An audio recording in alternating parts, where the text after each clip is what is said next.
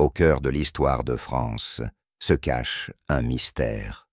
Un homme dont le nom résonne depuis 15 siècles, mais dont l'existence même divise les historiens. Mérovée. Ce roi des Francs saliens du 5e siècle a donné son nom à toute une dynastie, les Mérovingiens. Pourtant, aucun document d'époque ne nous parle directement de lui. Cette absence de preuves n'a pas empêché Mérovée de devenir une figure légendaire. Son nom traverse les siècles pour baptiser la première dynastie royale française. Comment un personnage si flou a-t-il pu marquer à ce point notre histoire? La réponse se trouve dans les brumes du 5e siècle, à l'époque où l'Empire romain d'Occident s'effondrait et où de nouveaux peuples façonnaient l'avenir de l'Europe. C'est dans ce chaos que Mérovée aurait émergé, quelque part entre réalité et légende. Pour comprendre Mérovée, il faut d'abord connaître son peuple. Les Francs saliens vivaient au nord de la Gaule, dans les régions de Tournai et Cambrai. Ces guerriers germains n'étaient pas des conquérants sauvages, comme on les dépeint souvent. Ils entretenaient des relations complexes avec Rome, tantôt ennemis, tantôt alliés.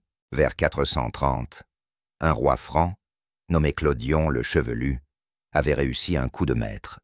Il avait conquis la province de Belgique seconde jusqu'à la Somme, s'emparant de Cambrai. Plus remarquable encore, le général romain Aetius avait reconnu cette conquête par traité. Les Francs saliens n'étaient plus des barbares aux portes de l'Empire, mais des fédérés officiels. Clodion mourut vers 460. Qui lui succéda?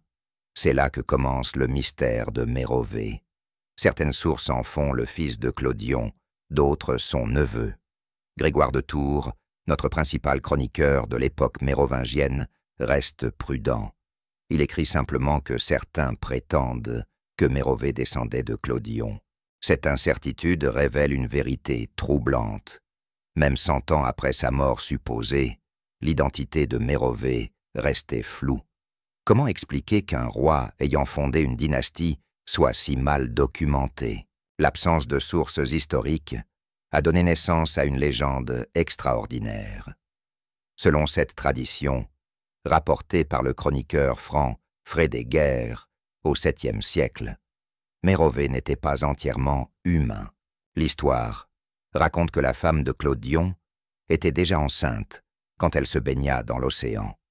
Là, une créature marine mystérieuse, une bête de Neptune semblable au Kinotaure, la séduisit. La reine se retrouva enceinte une seconde fois. L'enfant qui naquit portait dans ses veines 2 sangs, celui des hommes et celui des créatures, des abysses. Cette légende n'est pas qu'une curiosité folklorique. Elle révèle comment les Mérovingiens concevaient leur légitimité. Ils ne se contentèrent pas de descendre des dieux, comme d'autres dynasties barbares. Ils prétendèrent descendre d'une créature marine primordiale, ce qui leur donnait une aura surnaturelle unique. Le Kinotaure lui-même reste mystérieux. Était-ce un dragon marin, une divinité germanique oubliée, un symbole de la puissance des océans? Les historiens débattent encore. Ce qui est certain, c'est que cette origine légendaire a marqué toute la dynastie mérovingienne. Les rois mérovingiens portaient leurs cheveux longs, jamais coupés, comme symbole de leur pouvoir magique hérité du Kinotaure. Cette chevelure sacrée les distinguait de leurs sujets. La couper revenait à les déchoir de leur royauté. Mérovée aurait régné de 448 à 457, selon la tradition. Ces dates correspondent à une période cruciale de l'histoire européenne. L'Empire romain d'Occident agonisait. Les Vandales avaient mal pris l'Afrique du Nord. Les Wisigoths contrôlaient l'Espagne et une partie de la Gaule. Les Burgondes s'installaient dans la vallée du Rhône. Dans ce contexte, les Francs saliens représentaient un atout stratégique. Leur territoire contrôlait les voies commerciales vers la Bretagne et les routes terrestres vers la Germanie. Le général Aetius, dernier rempart de l'Empire en Occident, avait besoin d'eux. Mérovée hérita d'une situation délicate. Son peuple était coincé entre plusieurs forces. Rome, au sud, les Alamans à l'est, les Saxons au nord. Pour survivre, il fallait naviguer entre ces puissances sans se faire écraser. La politique de Mérovée semble avoir été pragmatique. Il maintint l'alliance avec Rome tout en préservant l'autonomie de son peuple. Cette stratégie d'équilibre allait s'avérer payante lors de l'événement qui marqua son règne, l'invasion d'Attila. L'année 451 reste gravée dans l'histoire, comme celle de la dernière grande invasion barbare de l'Europe occidentale. Attila, roi des Huns, avait décidé de conquérir la Gaule. Son armée, forte de plusieurs dizaines de milliers d'hommes, comprenait des Huns, des Ostrogoths, des Gépides et d'autres peuples soumis. Au printemps 451, Attila franchit le Rhin. Sa réputation le précédait. On disait que là où il passait, l'herbe ne repoussait plus. Metz tomba rapidement. Les Huns mirent ensuite le siège devant Orléans, verrou stratégique sur la Loire. Face à cette menace, Aetius comprit qu'il ne pourrait pas compter sur les seules forces romaines. Il fallait fédérer tous les peuples de Gaule contre l'envahisseur. C'est là que Mérovée entra dans la grande histoire. Les Francs Saliens rejoignirent la coalition d'Aetius. Aux côtés des légions romaines marchaient désormais les guerriers de Mérovée, mais aussi les Wisigoths de Théodoric Ier et les Burgondes. Cette alliance était inédite. Pour la première fois, Rome et les barbares s'unissaient face à un ennemi commun. Orléans fut délivré in extremis. Attila, voyant arriver l'armée de secours, leva le siège et se replia vers Troie. C'est là, sur les vastes plaines de Champagne, appelées les champs cataloniques, que se joua l'avenir de l'Europe. Le 20 juin 451, deux mondes s'affrontèrent près de Troie. D'un côté, l'armée d'Attila représentait la steppe asiatique et ses traditions nomades. De l'autre, la coalition d'Aetius incarnait l'Europe sédentaire, romaine et germanique. Mérovée et ses Francs Saliens occupaient l'aile droite de l'armée romano-barbare. Leur position n'était pas anodine. Aetius leur faisait confiance pour tenir face aux redoutables cavaliers huns. Cette bataille allait être le baptême du feu européen pour les ancêtres des rois de France. Le combat fut d'une violence inouïe. Attila avait placé ses meilleurs guerriers huns au centre, espérant percer les lignes ennemies par une charge massive. Mais la coalition tint bon. Les Wisigoths, menés par le vieux roi Théodoric, résistèrent héroïquement sur la gauche. Théodoric mourut au combat, mais ses hommes ne reculèrent pas.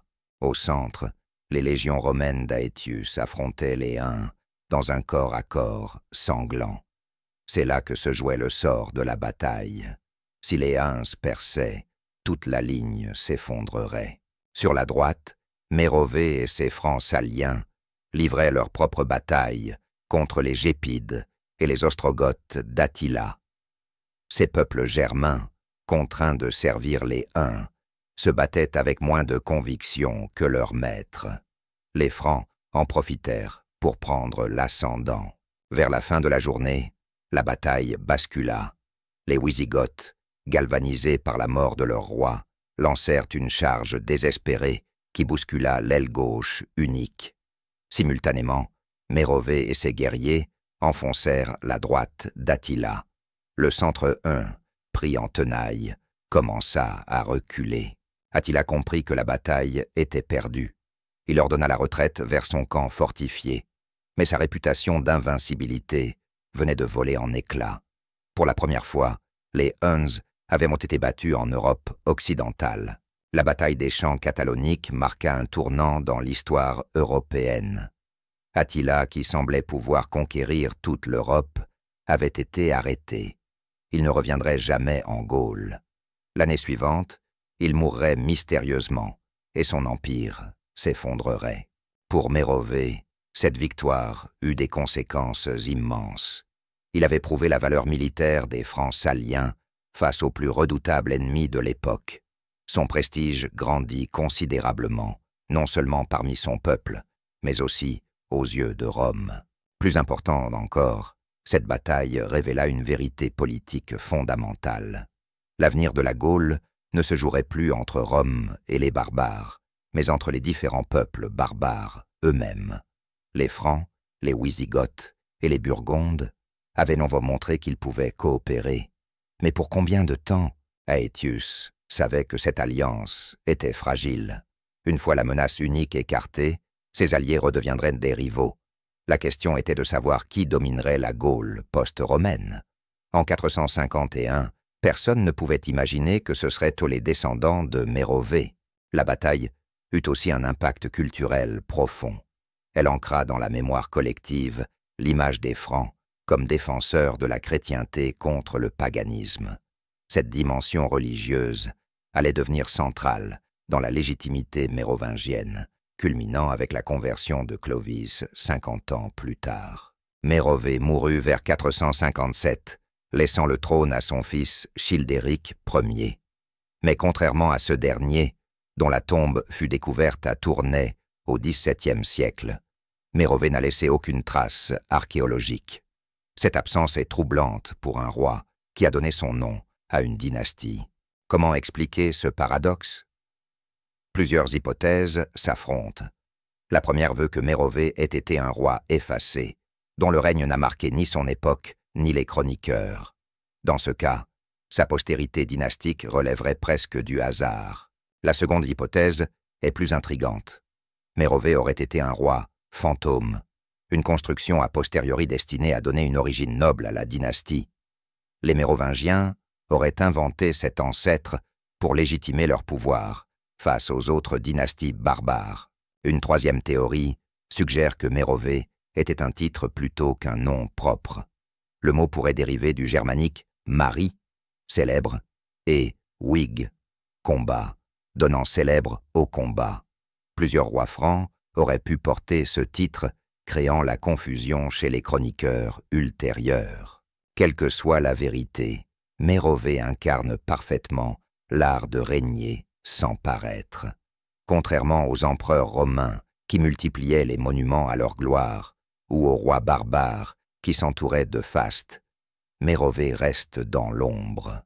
Cette discrétion était peut-être sa force. Childéric Ier succéda à son père Mérovée vers 457. Contrairement à ce dernier, Childéric laissa des traces concrètes de son règne. Sa tombe, découverte en 1653, contenait un trésor fabuleux, des bijoux, des armes, des pièces d'or et surtout des abeilles d'or, qui devinrent plus tard l'emblème de Napoléon Ier. Cette richesse archéologique contraste avec le vide documentaire concernant Mérovée. On pourrait en conclure que Childéric fut plus important que son père. Mais ce serait oublier l'essentiel. Mérovée avait transmis à son fils quelque chose d'infiniment plus précieux que des bijoux. Childéric hérita d'un royaume pacifié et respecté. Les Francs-Saliens n'étaient plus des mercenaires, au service de Rome, mais des alliés égaux. Ils contrôlaient un territoire stratégique et disposaient d'une armée aguerrie par la victoire contre Attila. Plus subtilement, Mérovée avait légué à sa descendance un modèle politique original. Les rois mérovingiens ne gouvernaient pas comme les empereurs romains par la loi écrite et la bureaucratie. Ils ne régnaient pas non plus comme les chefs barbares traditionnels par la seule force des armes. Ils combinaient le charisme personnel du chef germanique avec la légitimité dynastique et la dimension sacrée héritée du Kinotaure. Cette synthèse unique allait faire la force de la dynastie pendant 3 siècles. Entre 457 et 481, Childéric Ier régna sur les Francs saliens. Son règne fut marqué par une politique d'expansion prudente et d'alliances fluctuantes. Il servit tour à tour Rome, puis s'en éloigna, selon les circonstances. Childéric épouse Basine, reine de Thuringe, dans des circonstances romanesques. Selon Grégoire de Tours, cette princesse abandonna son mari pour rejoindre le roi des Francs, attirée par sa réputation de bravoure. De cette union naquit Clovis, qui allait révolutionner l'histoire de l'Europe. Mais pendant toutes ces années, l'ombre de Mérové planait sur le royaume franc.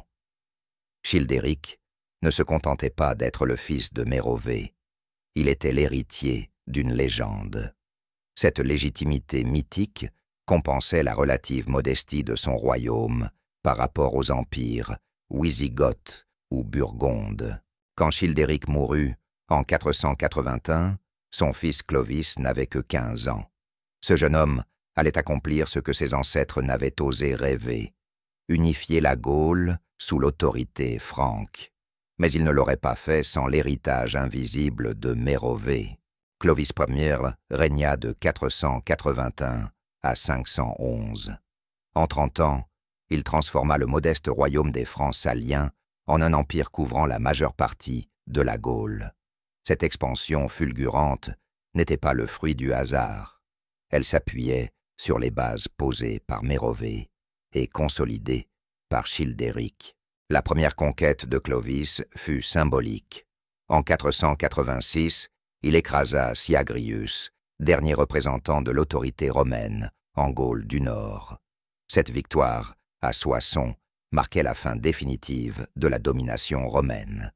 Les Francs devenaient les maîtres du nord de la Gaule. Mais Clovis ne s'arrêta pas là. Il élimina systématiquement tous ses rivaux francs, unifiant les tribus sous son autorité. Cette politique brutale, mais efficace, s'inspirait directement de l'exemple de Mérové, qui avait su préserver l'unité de son peuple face aux menaces extérieures. La conversion de Clovis au christianisme vers 496 fut l'aboutissement logique de cette stratégie. En embrassant la foi du Christ, le roi franc se ralliait la population gallo-romaine, majoritairement chrétienne. Il se distinguait aussi des Wisigoths et des Burgondes, restés ariens. Cette conversion n'était pas qu'un calcul politique. Elle s'inscrivait dans la tradition sacrée, inaugurée par Mérové. Le roi fantôme était né du Kinotaure, créature des abysses. Clovis renaissait dans les eaux du baptême, créature de Dieu. La dynastie changeait de patron divin, mais conservait sa dimension surnaturelle. Après sa conversion, Clovis multiplia les conquêtes.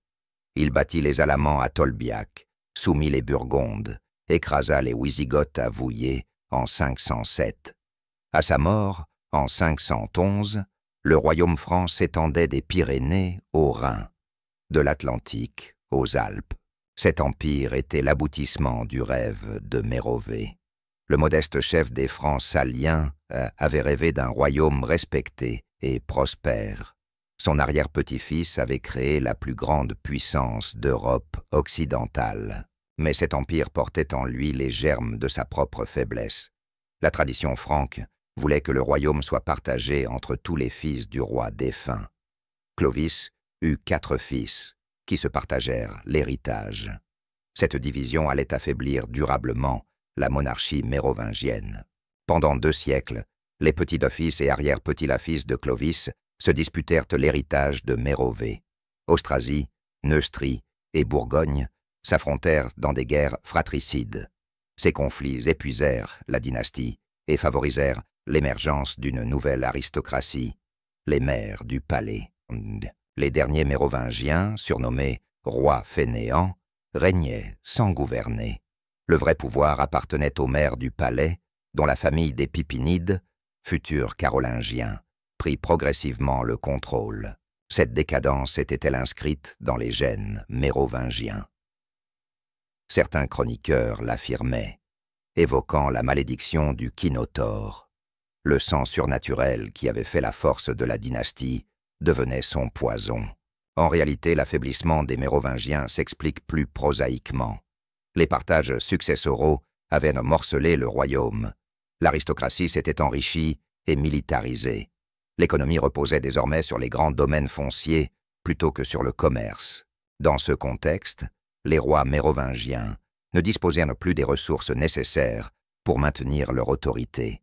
Ils restaient sacrés, mais cette sacralité ne suffisait plus à compenser leur faiblesse matérielle. En 751, Pépin le Bref, maire du palais et père de Charlemagne, franchit le pas. Il dépose Childéric III, dernier roi mérovingien, et se fait couronner roi des Francs. La papauté bénit cette usurpation, donnant naissance à la dynastie carolingienne. Childéric III finit ses jours dans un monastère. Avec lui s'éteignait une lignée vieille de 3 siècles. Mais le nom de Mérové ne disparut pas pour autant. Il continua de résonner dans la mémoire européenne, symbole d'une époque révolue, mais fascinante. Les Carolingiens eux-mêmes rendirent hommage à leurs prédécesseurs.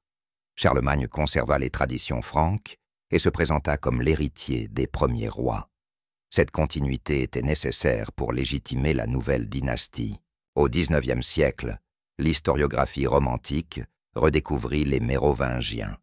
Augustin Thierry y vit les ancêtres véritables de la France, opposés aux Carolingiens germaniques. Cette vision nationalisée de l'histoire mérovingienne a marqué l'enseignement français pendant des décennies. Plus récemment, les historiens ont nuancé cette approche.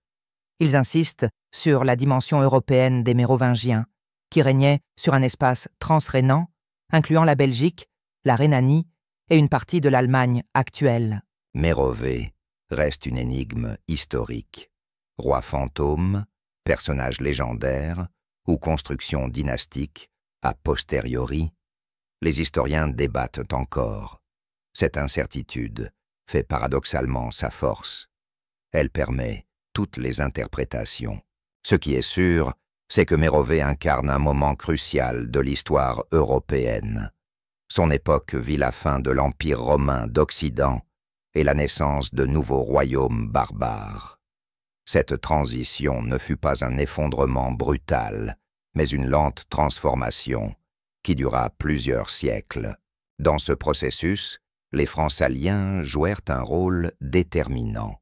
Ils surent s'adapter aux circonstances, négocier avec Rome, s'allier contre les ennemis communs, puis prendre la succession de l'Empire. Cette souplesse politique était l'héritage de Mérové. Le roi fantôme avait compris une vérité fondamentale. Dans un monde en mutation, la survie dépend de la capacité d'adaptation. Ses descendants appliquèrent cette leçon pendant 3 siècles, créant la première grande monarchie européenne post-romaine. En donnant son nom à la dynastie mérovingienne, Mérové participa involontairement à l'invention de la France. Ce pays n'existait pas encore. On parlait de Gaule, de royaume des Francs, plus tard de Francie. Mais les bases étaient posées. Les Mérovingiens créèrent un espace politique unifié de la Méditerranée à la mer du Nord. Ils fusionnèrent les élites gallo-romaines et franques. Ils adoptèrent le christianisme comme religion d'État. Ils établirent des capitales durables, Paris, Reims, Soissons. Cette œuvre de synthèse fut possible grâce à la vision politique de Mérové et de ses successeurs. Ils ne cherchèrent jamais à détruire la civilisation gallo-romaine, mais à s'y intégrer tout en conservant leur identité franque. Cette synthèse culturelle donna naissance à une civilisation originale, ni romaine, ni germanique, mais française. Bien sûr, cette France mérovingienne était très différente de la France moderne. Elle était rurale, féodale, chrétienne, mais elle portait déjà en germe les caractéristiques de la nation française. La centralisation monarchique, la synthèse culturelle, l'ambition européenne. Mérové n'avait sans doute pas conscience de participer à la naissance d'une nation. Il défendait simplement son peuple et son territoire. Mais ses choix politiques eurent des conséquences durables qui dépassèrent largement ses intentions. 15 siècles après sa mort supposée, Mérové continue de fasciner. Cette fascination dépasse largement le cadre historique. Elle touche à des questions plus profondes. L'origine des nations, la nature du pouvoir, le rôle du mythe dans l'histoire. Mérové incarne l'idée que les grands destins naissent souvent dans l'ombre. Il n'a laissé ni monument, ni chronique, mais son nom traverse les siècles.